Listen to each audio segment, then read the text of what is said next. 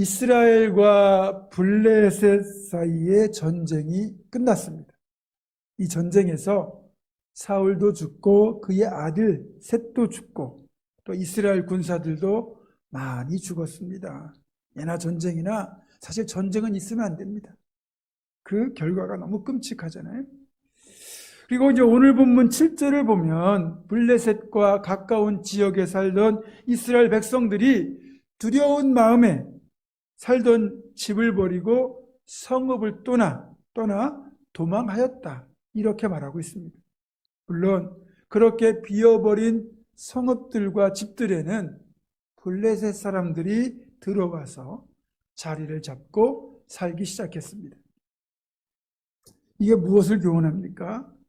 자신에게 맡겨진 역할을 제대로 감당하지 못하면 그나마 가지고 있던 것까지 빼앗긴다는 뜻이에요.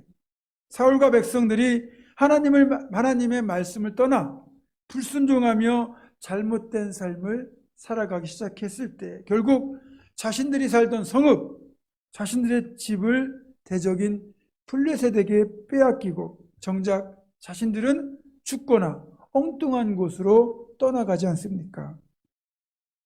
마태복음 25장에 나오는 그 유명한 달란트 비유를 보게 되면 그 비유에서 한 달란트를 맡았던 자가 그 달란트를 활용하지 않고 그냥 땅에 묻어두었다가 그 결과가 어떻게 되죠? 주인이 노해가지고 그 사람이 가지고 있던 한 달란트마저 빼앗고 그리고 쫓아내고 말았습니다.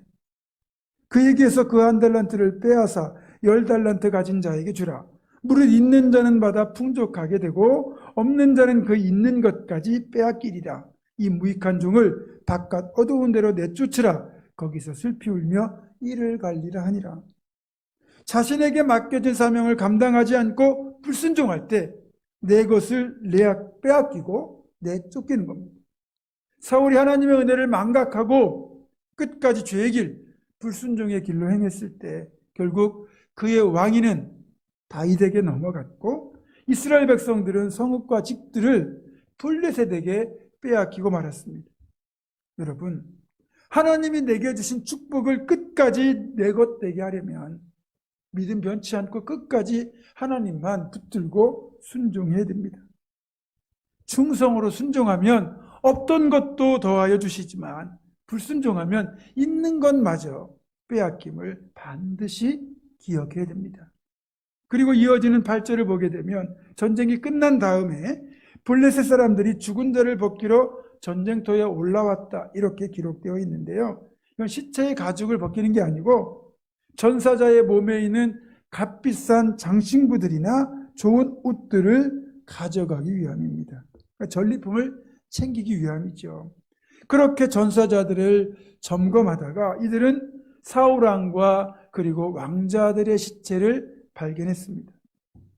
얼굴을 보고 알았다기보다는 아마 복장으로 알아냈을 겁니다. 이들은 사울왕과 왕자들의 시체를 발견하고는 머리와 갑옷은 떼어내어 전리품으로 가져가고 목이 없는 사울과 새 왕자의 시체는 가까운 벳산이라고 하는 성벽에 걸어둠으로써 자신들의 승리를 나타내는 상징물로 삼았습니다. 여기에서도 우리는 동일한 교훈을 얻을 수 있습니다.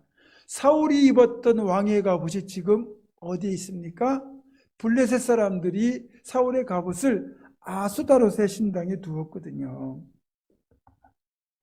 사울의 갑옷이 아스다롯의 신당에 있었다는 것은 사울이 어떤 심판을 받았는지를 잘 보여주는 장면입니다. 여기에 나오는 이 아스다롯이라고 하는 이 우상은 블레셋이 섬기는 여신 우상입니다.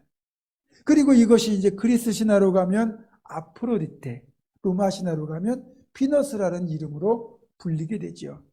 그러니까 이 가나안 땅에 다른 지역에 있던 신이 들어오게 됐고 그들이 자신들의 신으로 이 아스타롯을 섬기게 된 겁니다.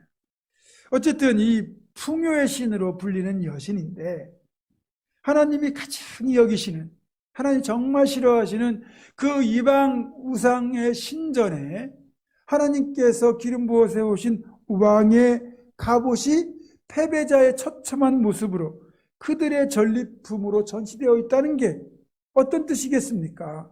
이번 전쟁에 하나님 함께하지 않으셨다는 뜻이고, 이는 곧 하나님의 심판이 사울에게 임했다는 뜻입니다. 그리고 이 장면에서 우리는 과거 비슷한 한 가지 사건을 떠올리게 되죠. 예전에 엘리 제사장 시절에 동일하게 이스라엘과 블레셋 사이에 대대적인 전쟁이 벌어졌는데, 이스라엘 측에서는 전쟁의 승리를 거둘 목적으로 하나님의 임재의 상징인 언약궤를 메고 전쟁터에 나가게 됩니다. 그때 언약궤를 메고 나간 사람이 홈리와 비느하스잖아요. 그런데 결과가 어땠습니까? 승리는커녕 그 결과가 너무 참혹했죠. 언약궤까지 메고 나갔건만 이스라엘은 블레셋과의 전쟁에서 대파하여 수많은 군사들이 죽었고요. 언약궤를 메고 나갔던 홈리와 비느하스도 그 자리에서 죽었고, 하나님의 언약궤는 블레셋에게 빼앗겨 당시 블레셋이 섬기던 다곤이라고 하는 우상 그 신당에 결국 전리품으로 진열되고 말았습니다. 아무리 언약궤가 거룩한 것이고 하나님의 임재의 상징, 능력의 상징이라고는 하지만 하나님을 존중하지 않는 마음으로 그저 자신들에게 승리를 가져다주는 수단으로 그렇게 전락시켰을 때, 하나님은 언약궤가 전쟁터에 나갔지만 그 전쟁에 함께하지 않으셨고, 결국 그 전쟁에서 이스라엘은 패했고, 하나님의 상징이라는 언약궤마저 블레셋에게 빼앗기고 다곤 신당의 블레셋의 전리품으로 전시되는 그런 일이 일어나도록 하나님은 그냥 방관하셨던 겁니다. 사울의 갑옷이 아스타롯의 신당에 있는 것이나 언약궤가 다곤 신당에 있는 것이나 결국 그 원인은 똑같습니다. 하나님을 존중하지 않을 때, 하나님 말씀에 불순종할 때 하나님은 미련 없이 이스라엘을 떠나셨고, 그 결과가 결국 전쟁에서 패하고 이런 끔찍한 모습으로 이어진다는 거죠. 한편 사울과 왕자들의 시체는, 이 목이 없죠. 목이 없는 그 시체는 벳산이라고 하는 성읍의 성벽에 못이 박혀 매달려 있었습니다. 이 벳산이란 성읍은 사실 엔돌이라고 하는 성읍과 아주 가까운 곳이에요. 거의 붙어 있다고 봐도 과언이 아닙니다. 여러분, 엔돌 기억나십니까? 사울이 이 블레셋과의 전쟁을 앞두고 두려운 마음이 들었는데 어디에서도 도움을 구할 길이 없으니까 신접한 여인, 즉 영매를 찾아가지고 그래서 엔돌로 갔던 것 기억하시죠? 한마디로 무당을 찾아간 겁니다. 아무 의지할 리가 없는 상태에서 지푸라기라도 잡고 싶은 심정에 무당을 찾아간 것이지만, 여러분, 사울은 구원을 받는 대신에 오히려 그 엔돌 가까운 곳에 자신의 몸이, 시체가 박히는 끔찍한 심판을 당한 거예요. 이 또한 하나님을 찾지 않는 것이 어떤 결과를 보여주는지를 잘 알려줍니다. 전쟁에 패하고 왕과 왕자와 군사들이 다 죽고 삶의 터전인 성읍과 집을 빼앗기고 우상의 신당에 왕의 갑옷이 수치스럽게 걸려있고 왕과 왕자의 시신은 벳산이라는 성벽에 걸려있는 것까지, 이런 일련의 결과를 통하여 하나님께서 우리들에게 하시는 그 말씀은 분명합니다. 아무리 우리가 믿는 하나님이 전능하신 하나님이라 할지라도 우리가 하나님을 철저히 경외하고 그분의 말씀에 순종할 때 하나님의 능력을 덧입을 수 있는 것이지, 하나님을 믿는다고 말하지만 그것은 말뿐, 하나님의 말씀을 불순종하고 그분을 존중하지 않으면 하나님이 결코 함께하지 않음을 여실히 이 사건은 보여주고 있습니다.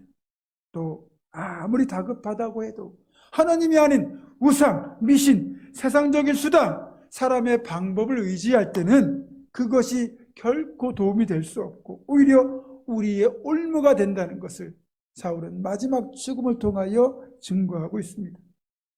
오직 우리 하나님의 사람들은 철저히 하나님께 도움을 구하고 하나님께만 매달려야 합니다. 하나님만 의지하고 섬기며 살아가면 우리는 승리하고 성공할 수 있지만, 하나님을 멸시하고 그분의 말씀을 불순종하면 결국은 실패할 수밖에 없다는 것을 여러분 늘 기억하시기를 바랍니다. 사무엘상은 이렇게 사울의 죽음으로써 끝을 맺습니다. 사무엘상은 그 마지막에 사울의 수치스러운 죽음과 이어지는 심판의 모습들을 기록함으로써 하나님을 존중하지 않는 자들, 하나님의 말씀을 멸시하는 자가 어떻게 하나님으로부터 멸시를 받았는지를 여실히 보여주고 있습니다. 그래서 사무엘상에 등장하는 대부분의 인물들을 다시 살펴볼 텐데, 이들을 크게 두 분류로 나누게 되면 하나님을 멸시했던 사람들과 하나님을 존중했던 사람들로 나눌 수가 있습니다. 사무엘상에 등장하는 대표적인 인물들은 한나, 엘리, 홈리와 비느하스, 사무엘, 사울, 요나단, 다윗 등이 있습니다. 이들 중에서 어떤 이들은 자신에게 주어진 상황을 뛰어넘어 믿음으로 하나님을 붙들고 존중함으로써 결국 복을 받고 승리를 거두는 삶을 살았지만, 어떤 이들은 헛된 것을 추구하며 인간의 욕망과 욕구만을 붙들고 살다가 그렇게 하나님을 멸시했다가 끝내는 멸망의 길, 실패의 길로 가고 말았습니다. 먼저 실패의 길을 갔던 사람들을 보도록 하겠습니다. 첫 번째는 엘리입니다. 당시 대제사장이었던 엘리는 전형적인 우유부단한 아버지이자 지도자였습니다. 물론 엘리는 한나를 위하여 진심으로 축복할 줄도 알았고, 또 하나님의 뜻이 무엇인지 분별할 줄도 아는 사람이었어요. 문제는 엘리가 하나님보다 아들들을 더 사랑했다는 거죠. 그것이 아들들이 하나님의 말씀을 경홀히 여기고 하나님을 멸시함에도 그 아들들을 제대로 가르치지도 다스리지도 못했고, 이것이 결국 엘리 자신이 하나님을 멸시한 것이 되고 말았습니다. 여러분, 우리 주변에 성격 좋은 사람들이 있죠. 정말 사람 좋다고 말할 수 있는 그런 분들이 있잖아요. 그러나 아무리 그렇다 해도 결단력 없고 무능하면 결국 자기가 속한 공동체를 위험에 빠뜨리잖아요. 특별히 하나님을 섬기는 일에도 이렇게 결단력과 실천이 없으면, 그냥 우유부단하면 그것이 결국 실패로 이어지고 맙니다. 맺고 끊는 것 분명히 해야 되고, 결단할 때 결단하는 것, 이것이 있어야 사실은 그 사람이 진짜 좋은 사람인 겁니다. 사람은 좋지만 우유부단하고 맺고 끊지 못하고 물에 물 탄 듯 술에 술 탄 듯 그렇게 살다 보면 자칫 하나님을 멸시하게 됩니다. 그리고 그 결과는 실패로 이어지게 되지요. 두 번째로 엘리의 두 아들 홈리와 비느하스입니다. 여러분, 홈리와 비느하스는 최상의 혈통과 집안, 배경을 가진 사람들이었어요. 우리말로 말하면 금수저입니다. 금수저.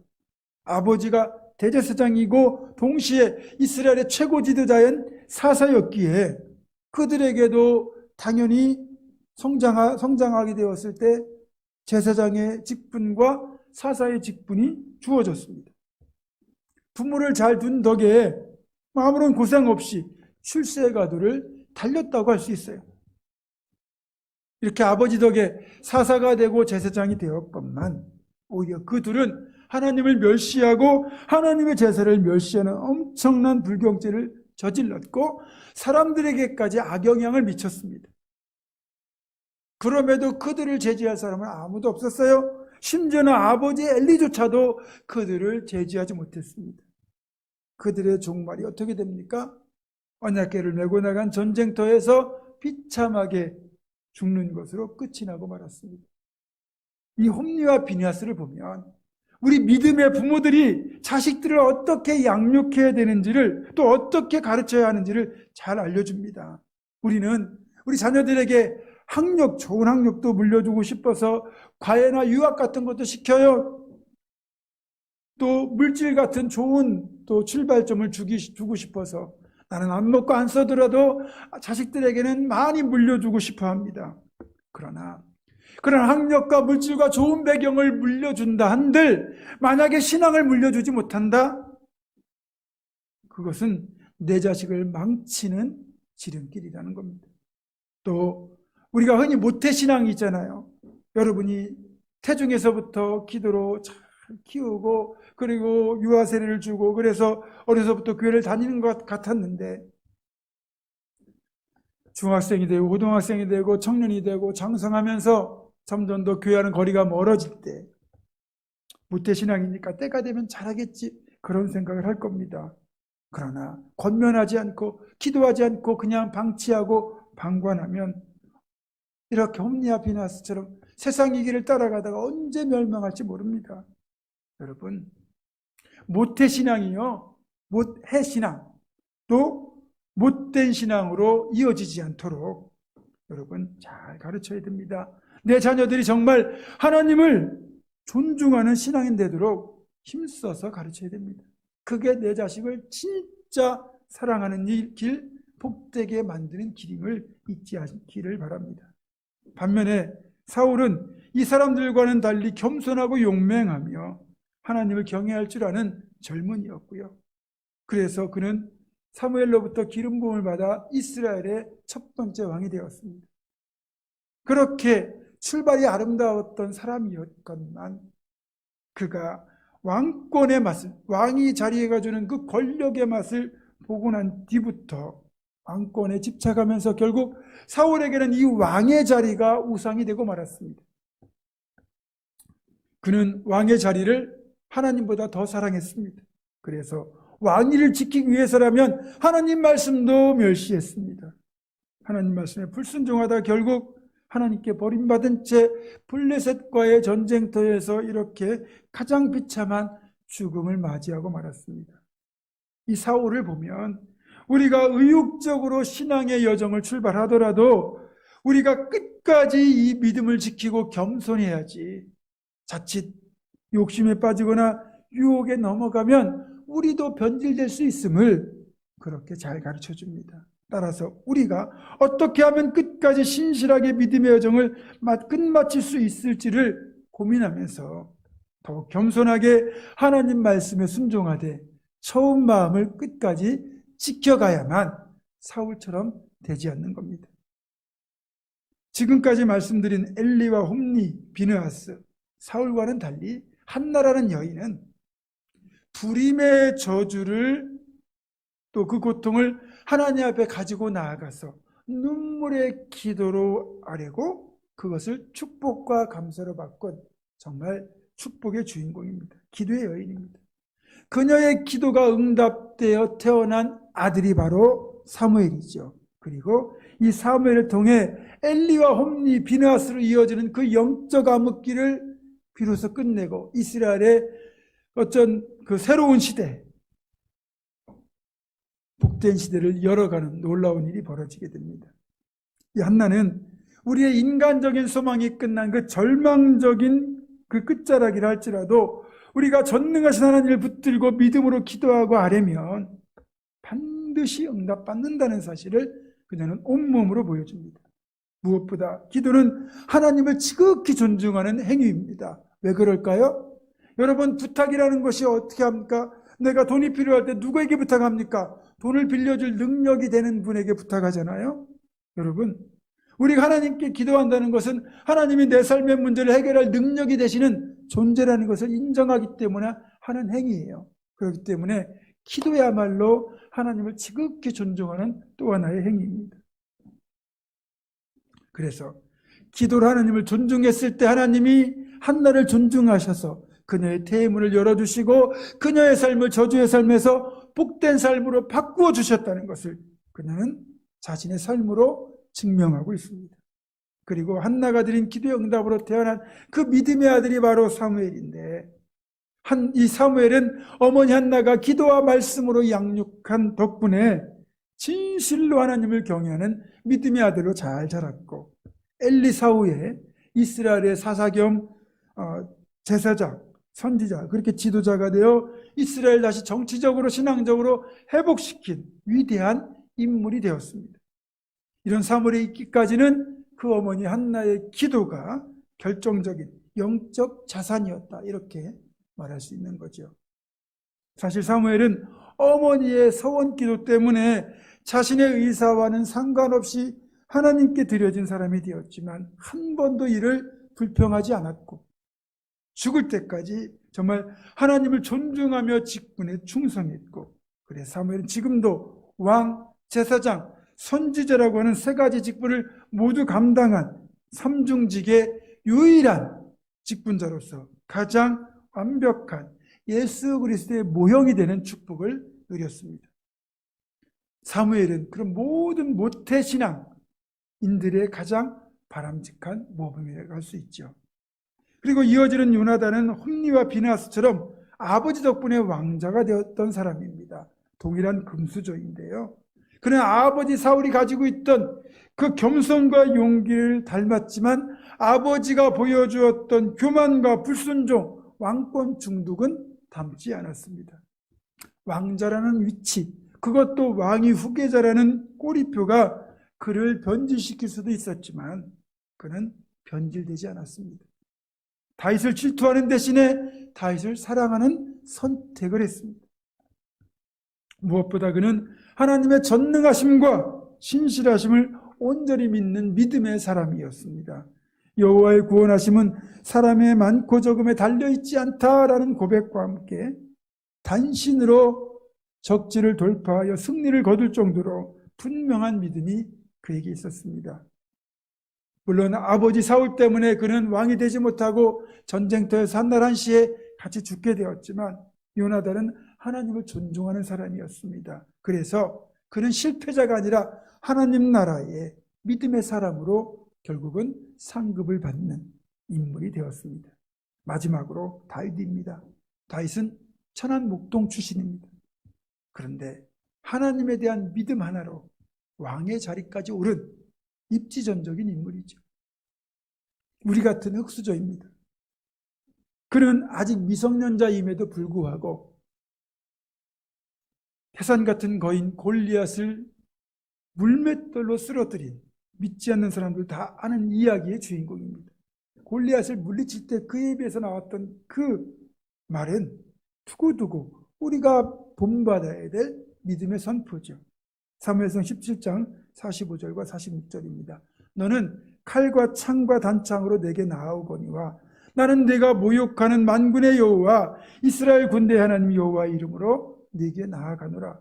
여호와의 구원하심이 칼과 창에 있지 아니함을 이 무리에게 알게 하리라. 전쟁은 여호와께 속한 것인즉 그가 너희를 우리 손에 넘기시리라. 이 믿음대로 다윗은 승리를 거두고 이스라엘의 영웅으로 등장하죠. 물론 이렇게 다윗이 이스라엘의 영웅으로 등극하면서 다윗이 자신의 왕위를 위협할 인물로 여기게 된 사울이 다윗을 향하여 죽이려고 몇 번이나 단창을 던졌지만 다윗은 자신을 향하여 날아오는 사울의 단창을 피하기만 할 뿐 되던지지 않았습니다. 그리고 그 뒤에 기약 없이 쫓겨다니는 도망자의 삶을 살면서도 안락한 도시나 집이 아닌 황량한 광야의 삶을 살면서도 그의 영혼은 메마르지 않았고 오히려 더 풍성해지고 더 깊은 영성의 사람으로 바뀌어 갔습니다. 또 그 도피 생활 중에 자신을 죽이려고 하던 사울을 죽일 수 있는 절호의 기회를 2번이나 맞이했으면서도 그것을 자신에게 찾아온 찬스로 보지 않았습니다. 그는 자신의 뜻보다 하나님의 뜻을 더 존중했어요. 그 상황에서도 하나님의 뜻을 분별하여 그 뜻에 순종함으로써 하나님을 어떻게 존중하는지를 보여주었습니다. 그런데 여러분, 한 가지 여기서 부연 설명하자면 다윗은 세상과 동떨어진 깊은 산 속에 있는 수도원 속에서 자신의 신앙과 영성을 지켜나간 게 아니에요. 치열한 생존 경쟁, 권무술수, 배신과 분노가 가득한 우리가 살고 있는 이런 동일한 현실 세계 속에서 끝없는 자기 부인과 하나님과의 깊은 교제를 통해서 신앙이 성숙되고 영혼이 다듬어져 간 거예요. 그래서 유진 피터슨 목사님은 그런 다윗을 가리켜 현실에 뿌리 박은 영성의 사람이다 이렇게 평가할 정도입니다. 우리가 영성을 깊게 하기 위해서 산에 들어갈 필요가 없는 거예요. 치열한 삶을 살아가는 이 세상 속에서도 우리가 기도 골방을 만들어 놓고 하나님께 무릎 꿇고 그 말씀 가운데 깊은 묵상과 함께 하나님과 교제를 이어가다 보면 우리도 다윗 같은 하나님을 존중하는 사람이 되는 겁니다. 말씀을 정리합니다.